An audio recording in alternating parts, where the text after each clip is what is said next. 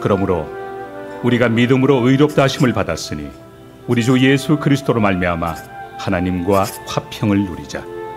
또한 그로 말미암아 우리가 믿음으로 서 있는 이 은혜에 들어감을 얻었으며 하나님의 영광을 바라고 즐거워하느니라. 다만 이뿐 아니라 우리가 환난 중에도 즐거워하나니 이는 환난은 인내를, 인내는 연단을, 연단은 소망을 이루는 줄 알미로다.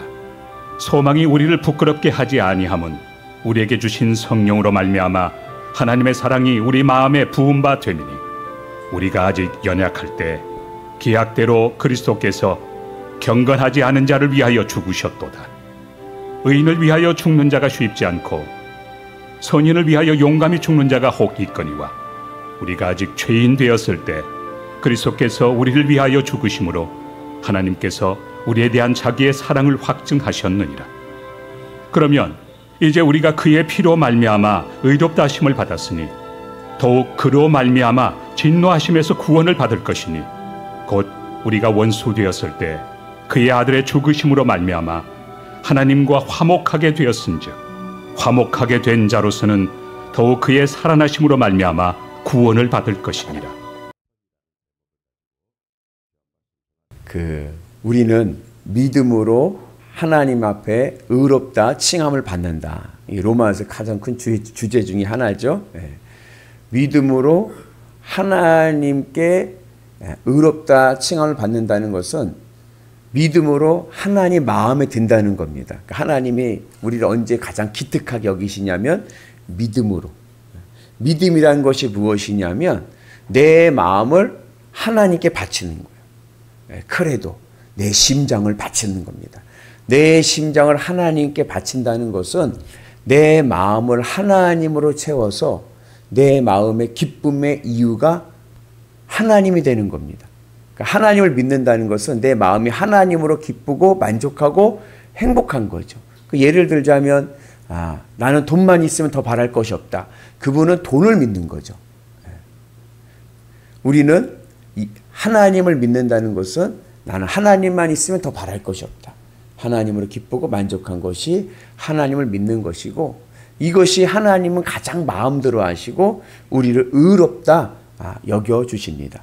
그리고 이렇게 하나님 앞에 의롭다함을 받은 자는 그의 삶에서 하나님과 화평을 누려야 됩니다. 화평을 누린다는 것은 뭐냐면 믿음은 마음으로 믿어 입으로 시인하는 것인데 이 믿음이 내가 주님으로 기쁘고 만족하며 살아가는 내 이 마음의 상태가 내 삶에서도 거부감 없이 나타나는 겁니다. 내 삶에서도. 그러니까 이제 쉬운 말로 하면은 하나님과 친해지는 겁니다. 그러니까 여러분들 베프 있습니까? 베스트 프렌드, 가장 친한 사람. 그 가장 친한 사람이 이제는 주님이 되는 은혜가 있기를 축복합니다. 주님으로 가장 기쁘고 그 내 삶 속에서 늘 주님이 나와 가장 친한 분이 될 때 내 삶 속에서 주님이 거부감이 없는 상태, 그것이 바로 주님과 화평하는 것입니다. 우리가 어떻게 주님과 화평할 수 있습니까? 어떻게 내가 내 삶 속에서도 신앙의 갈등 없이, 신앙의 고민 없이 주님과 가장 친한 관계를 유지할 수 있을까? 세 가지의 내용을 우리에게 그 길로 갈 수 있는 내용을 말씀하고 있는데 첫째는 뭐냐면은 주님의 십자가의 은혜입니다. 십자가의 은혜는 뭐냐면 내가 먼저 주님 앞에 손 내민 것이 아니라 주님이 먼저 나한테 우리 친하게 지내자 손을 내미신 거예요. 나의 죄를 용서하시고 주님의 십자가의 은혜로 우리가 하나님과 친해져서 화평을 누릴 수가 있습니다. 그리고 두 번째는 영광입니다. 하나님의 영광을 바라볼 때입니다. 그래서 2절의 말씀 보면 화평을 누리자라고 1절의 말씀에서 화평을 누리자 말씀하고 그리고 2절의 말씀에 보면 또한 그로 말미암아 우리의 믿음으로 서 있는 이 은혜에 들어감을 얻었으며 하나님의 영광을 바라고 즐거워한다. 영광이라는 것이 뭐예요? 그러니까 무대 조명이다 그랬죠. 주님만 보이는 거예요. 내 마음에서 주님만 보이는 거예요. 주님의 십자가의 은혜가 있어서 나를 구원하신 주님의 십자가의 은혜와 그 은혜로 인해서 내가 내 마음에서 주님만 보이면 우리는 주님과 화평한 관계 속에서 하나님과 친한 삶을 살아갈 수 있는 줄로 믿습니다. 그래서 여러분, 신혼부부는 안 싸우죠. 신혼여행 갈 때, 그죠? 신혼여행을 허니문이라고 하지 않습니까? 허니문이 행복한 이유는 왜 그런 줄 아세요? 신랑 눈에는 신부밖에 안 보이기 때문에 그런 거예요. 신부 눈에는요, 신랑밖에 안 보이기 때문에 허니문이 행복한 거예요. 근데 만약에 신혼여행 갔는데 신랑 눈에 다른 여자가 보인다! 그러면 허니문의 즐거움을 잃어버리게 되죠. 그래서 왜 신혼부부가 허니문, 신혼여행이 행복하냐? 서로 신부는 신랑만, 신랑은 신부만 보이기 때문에 그런 거예요. 우리의 신앙이 행복한 신앙 되기 위해서는요, 하나님만 내 마음에서 1등 되셔서 하나님만 보여야 됩니다. 그 은혜가 있기를 주의 이름으로 축복합니다. 이게 뭐야? 하나님의 영광을 바라본다는 거예요. 그러면 우리가 하나님과 화평을 누리게 될 줄로 믿습니다. 그리고 또 하나 우리가 하나님과 화평을 누리는 길이 있는데 그것은 회개입니다.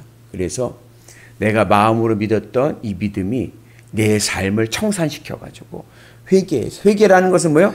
뒤돌아오는 거, 돌아서 버리는 거, 이제 끊어버리는 거예요. 그래서 과거에 있던 내 삶을 청산하고 하나님 앞에 되돌아올 때 우리가 하나님과 화평한 관계를 누리게 될 줄로 믿습니다. 그래서 이제는 하나님과 가장 친한 관계, 나하고 가장 친한 이는 누구인가?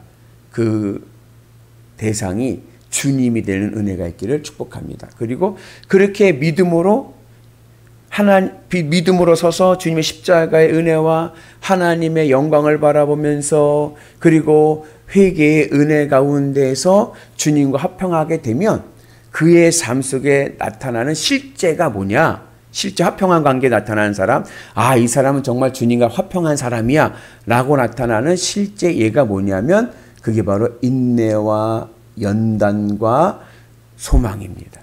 환난이 왔어요. 어려움이 왔습니다. 어려움이 왔을 때 하나님과 화평한 자는 인내합니다. 인내라는 것은 뭐냐면 수용하는 거예요. 받아들이는 겁니다. 화평하지 않으면 어떠한 일이 생기냐면 니 탓합니다. 여러분, 그 부부싸움을 하는 이유 중에 하나가 막 부부싸움하고 막 그렇게 하는 이유 중에 하나가 왜 그러냐면 너 때문이야. 상대방 탓하기 때문에 그런 겁니다. 나는 잘못 없어. 나는 잘못 없고 너 때문에 이렇게 된 거야. 남 탓을 하니까 그런 거예요. 왜 남 탓을 해요? 부부관계에 화평이 없기 때문에 그런 거예요. 부부에 화평이 없으니까 모든 일에 안 된 일은 다 당신 탓이야. 그러니까 늘 싸우는 거예요. 근데 부부간에 금슬이 좋고 부부간에 화평한 사람들은 어때요? 화평하면 무슨 환난이 왔을 때 그것 가지고 네 탓, 내 탓 따지지 않습니다. 그냥 그대로 받아들이는 거예요. 그대로 받아들여서 함께 그 환난을 이겨나갑니다. 이게 화평하고 관계가 좋으면 수용하고 인내할 수 있지만 그러지 못하면 이게 남 탓하게 되고 깨지게 됩니다. 그래서 하나님과 화평하게 되면 어떠한 환난이 와도 그것을 뭐요? 내가 받아들일 수가 있다는 거예요. 그러면 그 인내는 뭘 만들어요? 연단을 만드는 거예요. 그러니까 인내를 하게 되면 그 받아들이게 된다는 것은 뭐냐면 받아들이지 않게 되면 인내하지 못하게 되면 무슨 일이 생기냐? 고난이 오고 환난이 오면 왜 나에게 이런 고난을 주셨냐고 하나님 앞에 이렇게 됩니다. 왜 내가 이렇게 돼? 왜 내가 이래 되냐고. 근데 받아들이게 되면 어떻게 되냐? 인내하게 되면 하나님 내가 이거 어떻게 해야 될까요? 방향성이 달라지는 거예요. 내가 이걸 어떻게 이걸 극복할까요? 수용하게 되니까 그 문제를 하나님과 함께 해결해야 될 그런 마음의 상태가 되고 그런 믿음의 결단이 내려지게 됩니다. 그렇게 되면서 연단이 오는데 그 연단이라는 것은 뭐냐면 결국 내 신앙의 체질을 바꿔버리는 거예요. 체질을. 그 전까지의 신앙은 뭐냐? 나중심적인 신앙이 나중심적인 신앙. 연단은 신앙의 체질을 바꿔서 이제 나 중심적인 신앙이 아니라 하나님 중심적인 신앙이 되는 겁니다. 그래서 욥의 가장 큰 신앙의 교훈은 뭐냐? 구약의 욥기 아시죠? 욥이 얼마나 많은 환난과 고난을 당했습니까? 근데 욥의 신앙의 가장 중요한 교훈은 뭐냐? 신앙의 잣대를 옮기라는 거예요.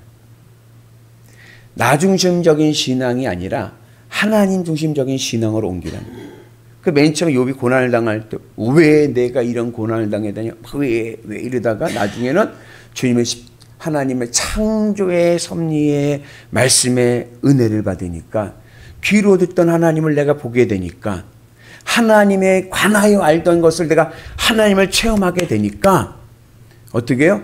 그 고난을 수용하는 거예요. 받아들이는 거예요.